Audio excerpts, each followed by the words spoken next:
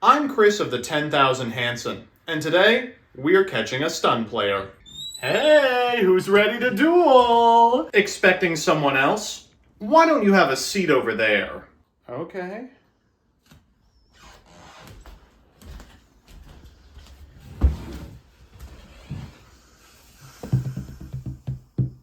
What's that right there? Oh, this? It's just a deck box, you know. And if we open that deck box up, would we find any trap cards? Maybe a couple Celiacs, Tearlaman, you know? Best deck. You know, we have the Master Duel replays. No, you don't understand. That was for Anti-Spell Festival. I mean, I would never, I would never personally. If we took a look at those, do you think we'd see you setting 5 back row? I think you might. Another stun player successfully made uncomfortable. That's it. We don't we don't have jurisdiction here. That's it.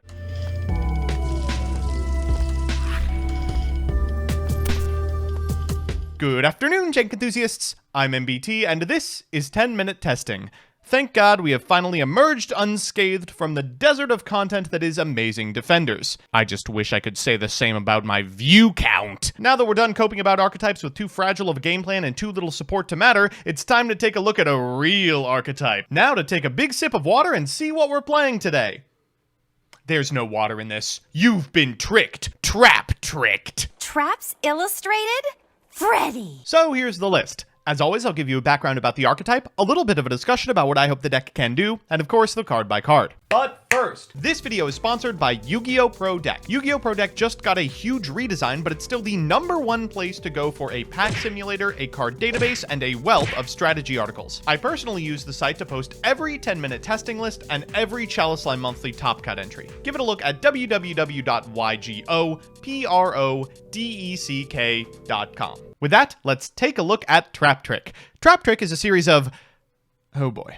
Okay, you're just gonna have to suffer through this explanation with me. A series of sexy, questionably aged children sitting on carnivorous plants. I think it's supposed to be some sort of analogy about how, like, some plants are brightly colored to attract prey, but here the bright colors are nude children. This is a rough archetype. Let's just agree that the plants took these forms specifically to lure and kill pedophiles. Anyway, they all focus around setting and frequently plussing off the activation of trap hole normal cards. Their flagship monster, Traptrix Sarah, remains one of the most powerful cards that isn't found in a meta deck, usually going upwards of +4 in advantage off of 1 trap hole activation. Unfortunately, these monsters have a major weakness, and it's not the age of consent. Who wrote it? Take that out. It's the die roll.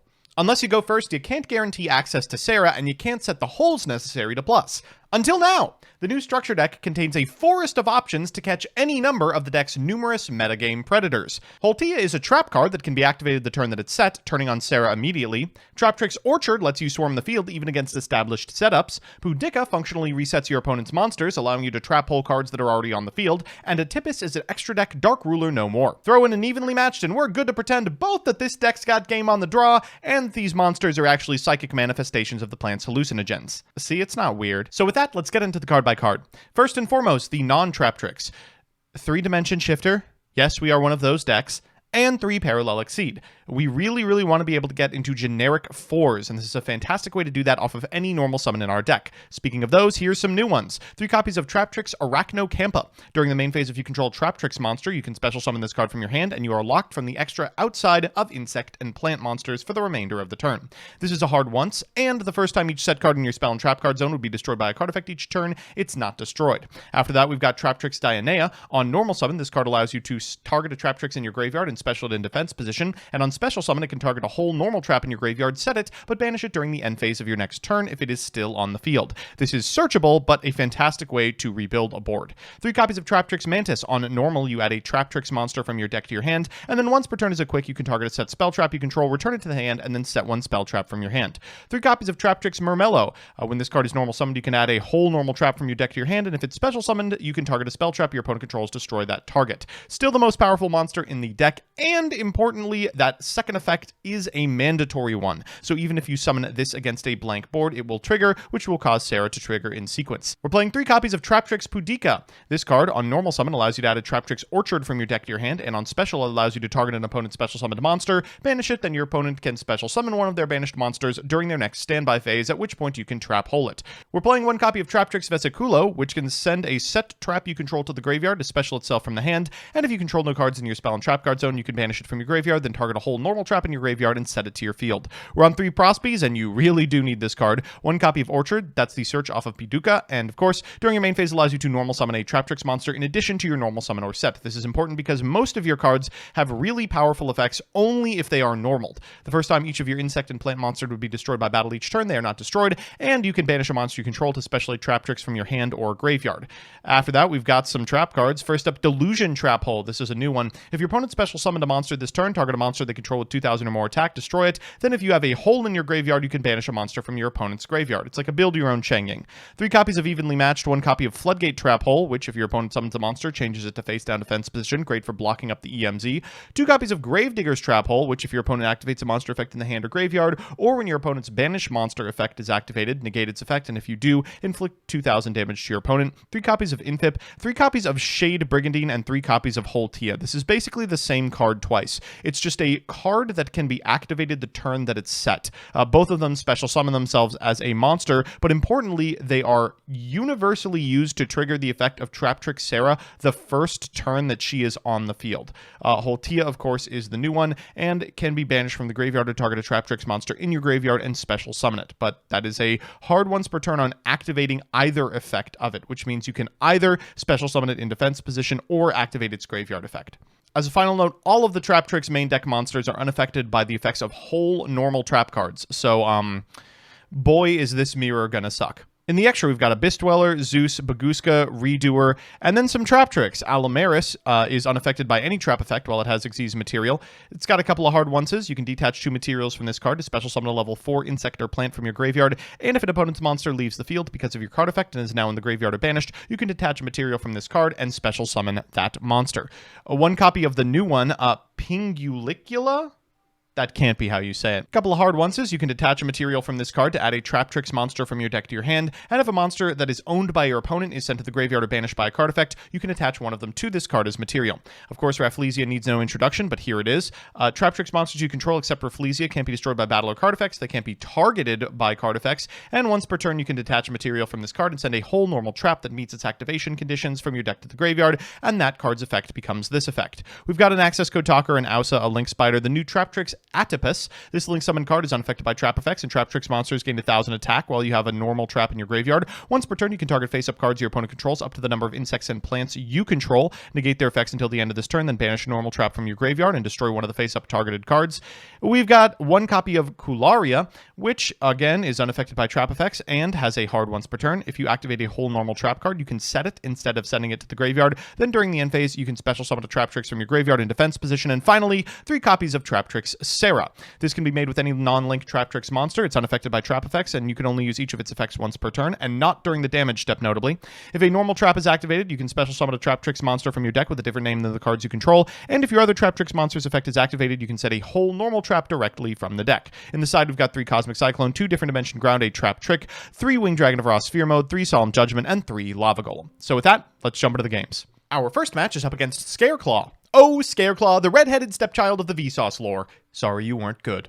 We're going first. I'm just going to show you what this deck can accomplish when it's allowed to resolve Sarah a couple of times. We're going to go into a Sarah and then activate the effect of the Exceed in hand, summoning an Exceed from deck. They're going to DD Crow or Pudica. That's fine. Afterwards, we're going to overlay for the new rank 4. We're going to activate the effect that's going to grab from deck to hand a Mirror Mellow. We will get an additional normal off of this copy of Orchard. We'll activate the Orchard and then get another normal. Since we activated the effect of a Traptrix monster, our Sarah has also triggered, netting us a Holatia. We're going to pitch a Holatia that we searched off Mirror Mellow to do that, and then we'll trigger the effect of the Sarah as well in order to end on an Arachno-Campa, protecting us from a Lightning Storm. We'll set 2 and pass back to our opponent. We'll redo her in standby, and oh, all 3 card types. Oh, you shouldn't have. They're going to begin with a right card. Perfect. That summon is going to allow us to Floodgate Trap Hole it, and then a resolution we can trigger the effect of the Sarah in order to summon a Mirror Mellow from deck. That Mirror Mellow will trigger. Say goodbye to your primitive Reich Phobia. Afterwards, we'll trigger the effect of the Sarah for a Delusion. Our opponent's going to go for a Fractal. We'll activate Gravedigger's Trap Hole, and they're going to concede.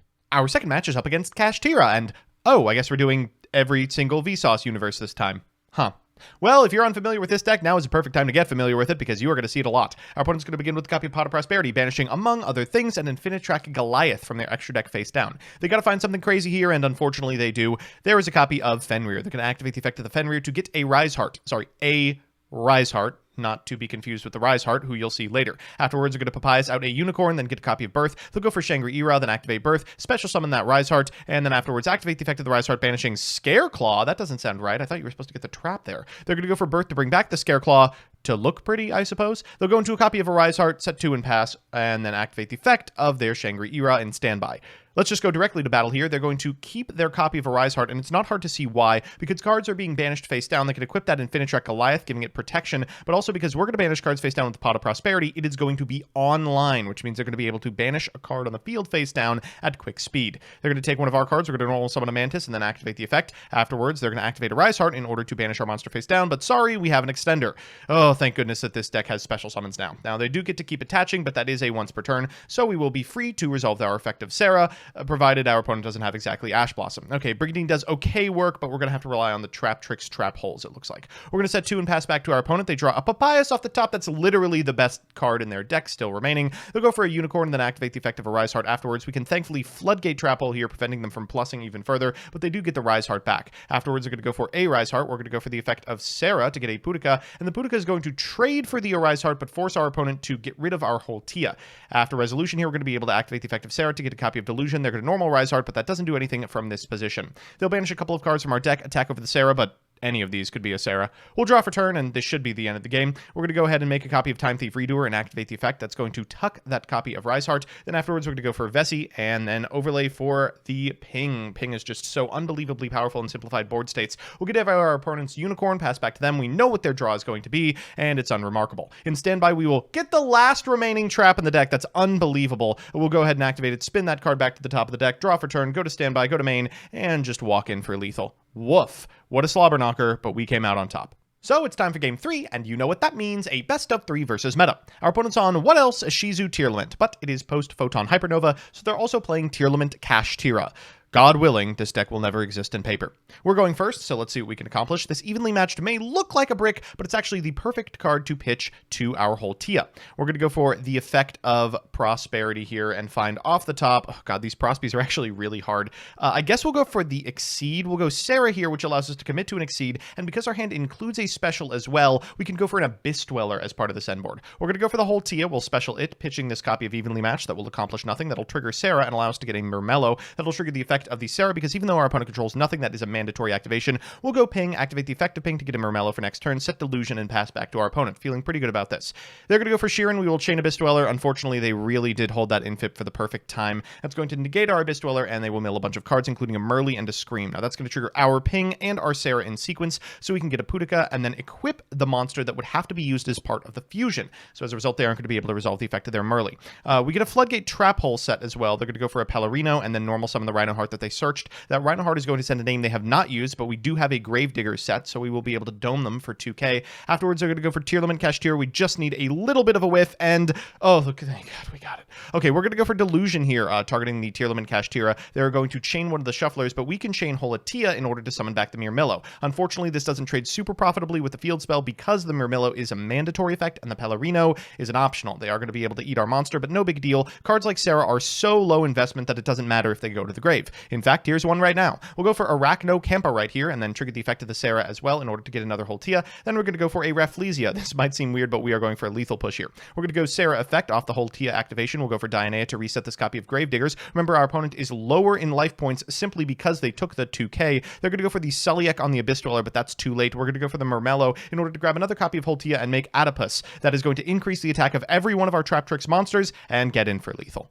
So it's time for game 2, and okay, this is exactly where we want to be on the draw. We have an Infinite Impermanence for the Kid Kolos. We have an Evenly Matched if things get out of hand. They're going to go Rhino Heart into a Sheeran. They'll activate Sheeran's effect to make the Kid Kolos. We'll deploy the Infinite Impermanence. And unfortunately, Triple Attack doesn't interact with this in a particularly positive way. They're going to pass. We should be able to wrap this up. We'll draw for turn. We're going to go for the Pot of Prosperity, finding off the top. Don't need one of those. Or one of those. Oh, I could take one of those. All right, we're going to go for the Arachno. We're going to normal summon this copy of Boudica and, okay, put your faith in the Havness. Let's see it. You're kidding me. Merly, Scream, Kelbeck. Sometimes you just want it more. They're going to mill 5 and then resolve the effect of the Merly to go into a second copy of Kitkalos. Not too beat up about this one. This is going to become way more common as Kashtira becomes more popular. They're going to go for a Rhino Heart at Resolution, and they haven't activated the effect of the Rhino Heart or the Shear in this turn. We are going through every name. Oh my goodness. They're going to go for Kaleido Heart, spinning back our normal summon, and, well, I guess we got a good evenly matched out of it anyway. We're going to go ahead and put them down to exactly Kaleido Heart. We're going to activate Orchard. We're going to normal summon a Mantis. We'll activate the effect of the Mantis for a Murmello and go into Sarah. That allows us to go into Parallel Exceed. Parallel Exceed is going to summon a Parallel Exceed from deck. Then afterwards, we can activate the effect of the Holatia in Graveyard. That's going to force out proactively this copy of Mudora. No big deal. We can still bring back this copy of Arachno, and we'll go into an Abyss Dweller, summon another Arachno, and of course, trigger the effect of the Sarah, ending on Ping. I feel pretty good about this one. We'll activate the effect of the Ping in order to grab an Arachno, pass back to our opponent, and hope for the best. They draw for turn. We do get the Abyss Dweller off, which is sick. They're going to go for Keldo here. They're going to summon the Keldo and get themselves a copy of Kelbeck. They're going to normal summon the Kelbeck. That prompts the Floodgate. That prompts the Sarah, and unfortunately, we are in main phase. We'll go Pudica here in order to banish this copy of Kaleido Heart, then we'll tuck it under the Ping and set a copy of Gravekeepers as well. They're going to take one of our monsters, here the Ping, and then go to battle, and oh, this is the most profitable Zeus in the history of time. They're going to go Zeus, wipe our board, and get their Kaleido back into rotation. We'll draw for turn, and yeah, this should be it. Rhino Heart triggers because they are still permitted to special summon, even if it's not the monster that we banished. Let's just go next. So it's time for that all-important Game 3, and yeah, I mean, this hand is perfect. No notes. We're going to begin with the copy Pot of Prosperity, finding off the top. Okay, that'll do it. Wow, we have been really lucky finding Exceed off of Prosperity these games. We're going to go ahead and activate Orchard and then use our extra normal on this copy of Arachno. We're going to go into a Sarah, trigger the effect of the Exceed. That Exceed is going to summon from deck another Exceed, at which point we can overlay for a copy of Ping. We'll trigger the effect of the Ping in order to grab a Murmello. Afterwards, we'll trigger the effect of the Sarah in order to set a Gravedigger's Trap Hole. We'll go for a Shade Brigandine, summon it, then trigger Sarah again in order to summon an Arachno, normal summon this Murmello, get another Trap Hole from deck, overlay for a Redoer with a Trap under it, set 2, and this is like the best hand you could possibly craft for the deck. Unfortunately, Redoer in standby turns on our opponent's triple tactic tasking, and you will now experience the pain of getting even lead here. We get to recoup a little bit of the loss with Sarah, but unfortunately it is a cold comfort in a hand with this many extenders. This deck has a really big weakness to evenly matched specifically. That's not too big of a deal if you have to hard draw it. But now that tasking is around, cards like Redoer are going to give our opponent a lot of wiggle room. We unfortunately can't do anything to the Baguska. They're going to switch it to attack position, get over Sarah, and make Zeus. They're going to normal summon a Rhino Heart, trigger the effect of the Zeus in sequence. They can send the Tearlament Kashtira from hand to reborn the Rhino Heart alongside this Havness. That's going to allow them to go into a Kitkalos. Then at Resolution, they can activate the effect of the Tearlament Kashtira to mill, and this copy of Tearlament Kitkalos, and this copy of Tearlament Scream, and we are on literally nothing. They're going to go for Kitkalos here using a modified version of the Yoinky Sploinky in order to mill as many as possible. That Merly going to the graveyard is going to be good enough, I imagine. That'll make a Rukalos. The Sheeran is going to trigger here as well. We do have the material to make a Kaleido Heart. They'll set 2 and pass. I don't know what it would have to be. It would have to be giga evenly matched. They'll go for Rukalos as we attempt to activate Holatia. I guess we can go for Vessi here. They're going to go for Mudora. That's going to, unfortunately, blank that. And then Resolution, I figure we might as well scoop it up. So we're back with the deck, and oh boy, do I hope that this deck isn't playable. Let's do the pros and cons. First, the pros. 1, this deck has a variety of interaction styles, Floodgate, Gravediggers, Delusion, and they are especially effective after Hypernova, during which time decks are going to become a lot more flexible. 2, we're a shifter deck! Hooray! And 3, this deck has easy access to the Silver Bullet rank 4s alongside its main combo. Things like Baguska and Dweller pretty much clear the entire format. And the cons. 1, going second is still rough. 6 Bardiches is helpful, but it's not sufficient. 2, it's hard. There are so many minute interactions, and Prosperity banishes are really tight. And 3, it is weak to evenly matched. This is really bad news, since evenly is extremely playable right now. All in all, you might get some weird looks, but this is definitely a deck worth considering for the upcoming format. So you better start practicing your excuses now. Thanks so much for watching. A big shouts out to all of my patrons, but specifically Elena Tincher, Alex Dominguez, Alex Perea, Allison Elliott, BB Poison, Big Game Home Video, Brett Henry, Chaotic Meatball, Crispy, Daniel Liu, Dank Magician of Chaos, TJ Elephant, Going Down Swinging, Grant Curry, Indiana Petra, John Piet, Jordan Kuntz, King Magic Ruler, Night Mary, Lilypod, Lockstone, Materiality, MBT Play Madolce, Megalith is Fake Goth, Mike Carlotti, NH6574, Rose Lapine, Sarah Routledge, Solar Flare, Tolarian 101, Troy Says Bi Erasure is Gay, Wave Motion Ganon, and Wonder Waffle. I couldn't have done it without you.